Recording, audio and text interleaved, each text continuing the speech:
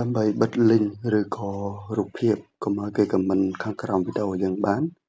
ជាដំបូងយើងត្រូវចូលទៅក្នុង Facebook សិនមកបន្ទាប់ពីចូលក្នុង Facebook ហើយយើងចុចកន្លែង profile ខាងក្រោមនេះមកអូខេបន្តមកទៀតយើងរើស Facebook page មួយណាដែលយើងចង់បិទ comment បិទ link ហ្នឹងណាបិទ link comment ណាឬក៏រូបភាព comment ចឹងទៅចឹងយើងរើស page មួយមកដែលយើងចង់បិទយកមកចុះអូខេបន្តមកទៀតយើងចុចកន្លែង profile ចុចលើ profile បន្តមកទៀតយើងចូលទៅក្នុង professional dashboard អូខេបន្តមកទៀតយើងចុចកន្លែង search នេះមកសញ្ញា search នេះណាខាងលើឬក៏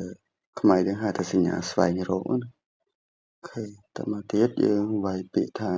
MO យើងវាយ MO ចឹងមកវា load មកនេះ moderation assist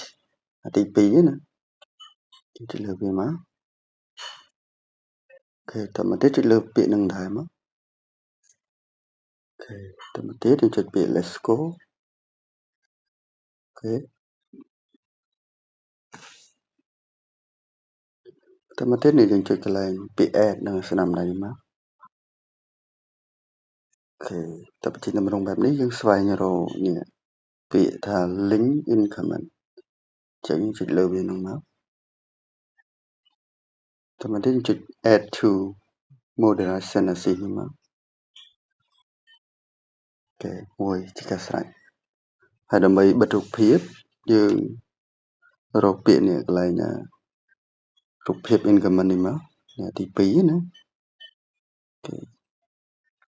តើមកទៀតចុច add ដូចគ្នាមក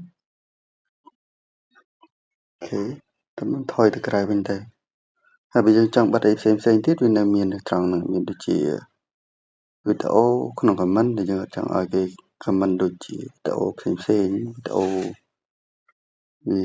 អាសភាសឬក៏វីដេអូគូថ្នាក់ចរាចរណ៍អីផ្សេងកុំឲ្យគេ comment ចូលក្នុងវីដេអូរបស់យើងណា